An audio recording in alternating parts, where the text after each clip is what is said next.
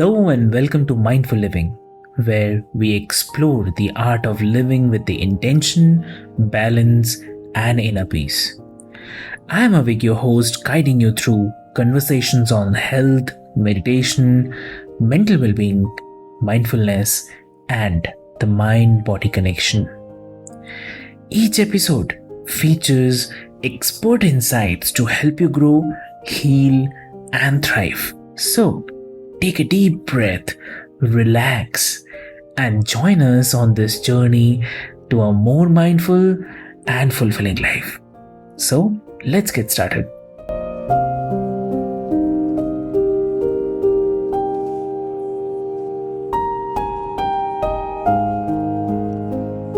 Welcome, listeners, to the Mindful Living podcast, where we explore the intersection of mindfulness, mental well being, and personal transformation. I'm your host, Sana, and today we have an incredibly inspiring guest with us, NaRon Tillman. NaRon is a multifaceted leader, a pastor of One Ministries in NYC, director of Urban Yogis, and CEO of Principal Matters, Inc. Through his work in spirituality, mindfulness, and financial empowerment, NaRon helps people navigate life's challenges with a holistic approach. NaRon has dedicated his life to blending mindful movement, thinking, and faith to uplift underserved communities and beyond. And today, on this conversation, we'll dive into how mindfulness and movement can impact your life and create long lasting transformation. So let's get ready and dive deep into this brilliant conversation. So, NaRon, welcome to the show. And it is an absolute honor having you with us today. No, the honor and pleasure is all mine. Thank you for having me. So, NaRon, before we proceed to the discussion, would you like to share a bit about your personal journey? My journey is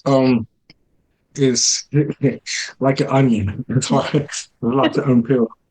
Yeah. But I grew up in a inner city, New York City, what we call housing projects. My single parent household in what they now term as the crack era, meaning that era was really, really high on drugs Yeah. and violence.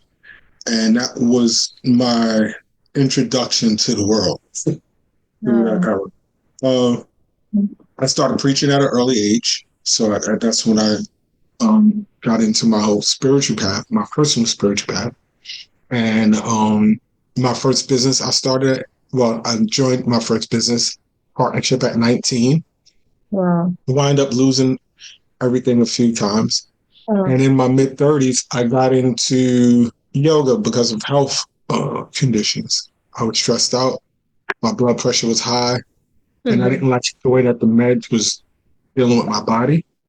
And I was selling a yoga program with some partners that I was dealing with. And I really got highly active into yoga. And I began teaching and got deeper into mindfulness and learned how to blend all that I learned through my journey from spirituality, mindfulness practices, movement, business, and entrepreneurship, marketing.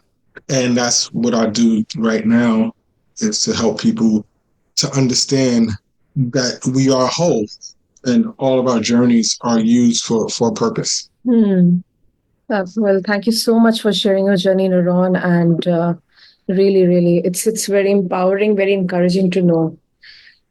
So, as director of Urban Yogis, how have you seen mindfulness and yoga impact the lives of underserved communities? One, they don't have access to those tools. So by us providing access to what simple breath work exercises can do, not just in the life of a youth or young adult, I work with seniors too, just to help them get their mobility back. A lot of times we think of flexibility when we think of yoga, but imagine if you're 70 some odd years old and you can't even lift your arm. You don't care about flexibility. You just want mobility. And a combination of breath and micro movements can help a person just bring back their mobility. in terms of when we're working with youth and young adults, we often tell people to pay attention, but we don't show them how to spend the currency. And just to be able to have a tool like breathing to help people to know where to spend their currency at, to me, is an amazing tool to have. Yeah, that is interesting.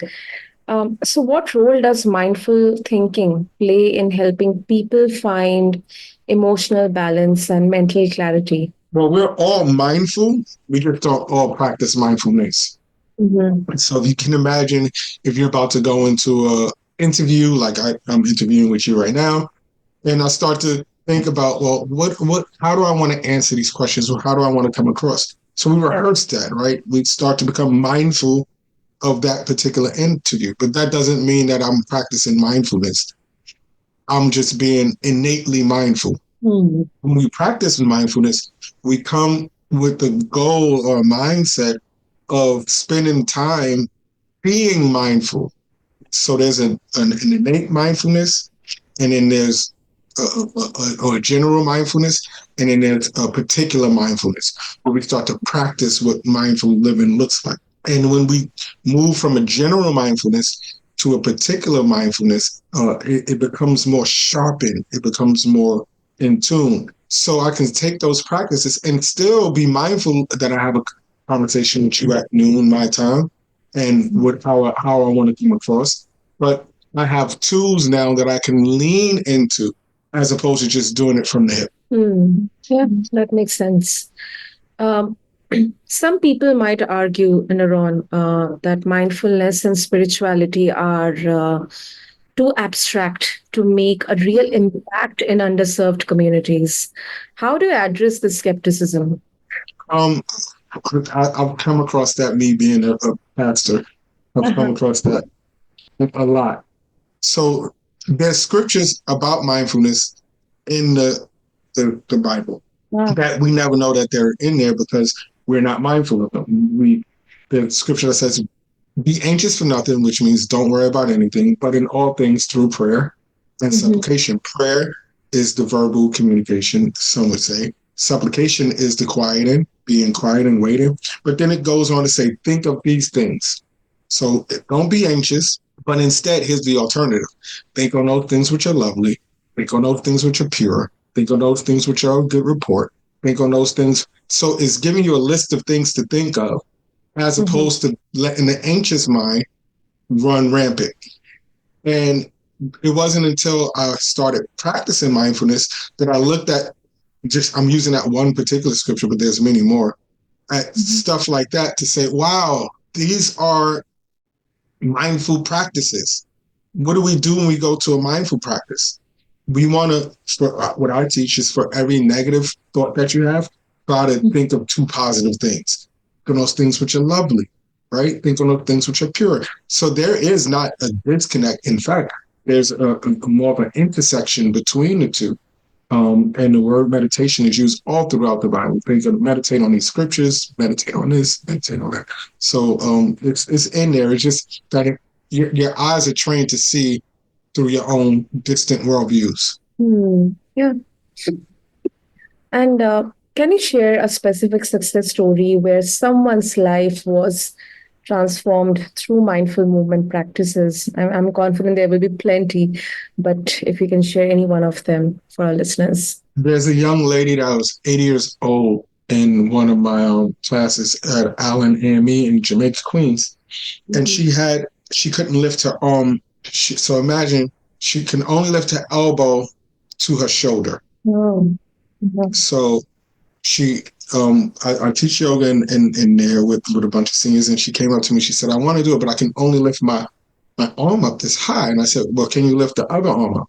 So what we did was we put her on we thought to create new neural pathways, new ways of thinking.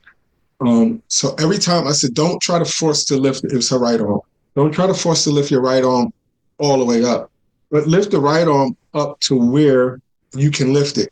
And then right behind it, lift the left arm all the way up so that you can create a new mindful thought pattern in the brain to say, this is what I want this arm to do, but I can't do it. And then lift up the other arm. So there's a connection between both brains, but we simply don't really connect those two. So we got them connected. And I said, do this, even if you're watching TV, and every time you breathe in, lift the arm, you breathe out, we take the arm down. So I showed her the simple practice. About 2 weeks later, we're in the class, and she lifts that right arm all the way up, and she starts smiling. That's, if I don't do anything else but to help someone else get their mobility back, just by thinking about it. You got to think it first before you can actually live it. I think I'm doing my due diligence. That is such a lovely story. Thank you so much, NaRon, for sharing this. So, how do you blend your roles as a pastor and mindfulness coach to bring a holistic approach to your teachings? One, we meet online, so I'm building an online community. I had to remove ego because growing up in a traditional religious setting, you're not going to reach traditional people with what we're doing. So, growing up in a traditional setting where if I had a building and I had all of the music and all of those things, I would have tons and tons of people. So having to retrace and start all over again, that's one thing. So I can talk about humility. Also, understanding that if I can get one person to really understand the power of meditation, coupled with the power of spirituality, which eliminates ego and heightens all of what's internally inside of me. Not looking at me, where sometimes we look at our religious zealots or leaders, but looking within inside of them. That's my whole goal, is to get the people to understand that everything that they need is inside of them. Your limiting beliefs is inside of you, but your unlimiting beliefs is all inside of you. Everything that you need to be successful dwells within. And if I can do that for 5, 10, 15 people, I've done my course. Yeah, that is true. Great.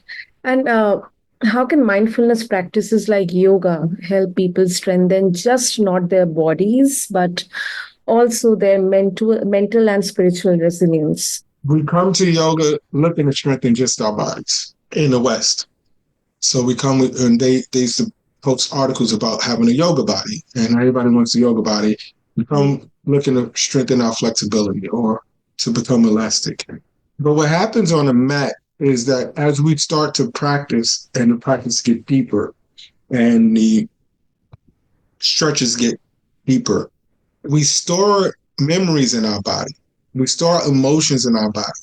And some of these things starts to unravel, and we have no other choice but to tap into that which we have stored away, memories that we've tucked away that we didn't want to deal with. So when we approach the mat after that experience happened, you can't unexperience what you've experienced. No one can't tell you that didn't happen. It challenges you to go deeper, not just to go deeper into the stretch for the pose, but to explore deeper what is really happening inside of me as I connect breath, movement, and mindfulness into the practice. And I start to see a new development of energy, of enlightenment, from spirituality. You can't deny it because it just happens on the mat.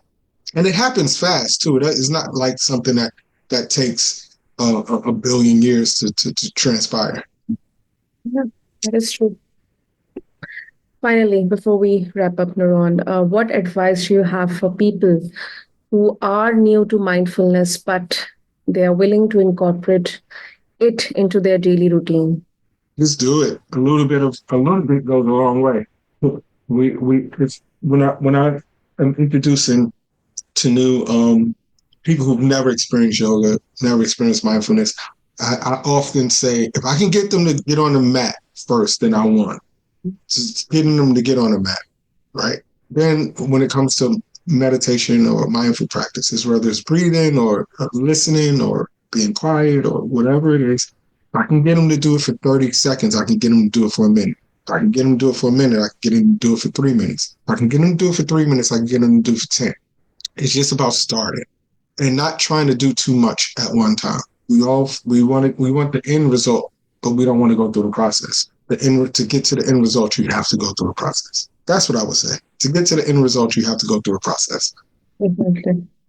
Great, NaRon. That was really, really profound and uh, lovely conversation. So, if our listeners want to connect with you, seek your wisdom about yoga, mindfulness, and know more about your work at Urban Yogis and Principal Matters, how they can do that?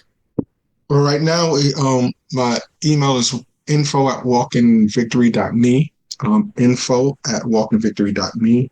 Our Walking Victory website, which is connected to our podcast, is walkinvictory.me. We're remodeling our Urban Yogis, which will be urbanyogis.com. We're remodeling that. And if you email me, I can send you the links. We also have, and I can send you, if you're interested, a link for our Sunday mornings. East Coast, 11 o'clock from 11 to 12, we have our spiritual renewal, where we look at the scriptures and help people just become more spiritually alive, which I think is important with all of this stuff that's going on in the world right now. Exactly. It is important. Great, NaRon. Thank you so much for sharing your journey, your incredible insights and experiences with us today. And I really appreciate, and I'm confident our listeners are going to appreciate your work, which is blending spirituality, mindfulness, and community empowerment as well.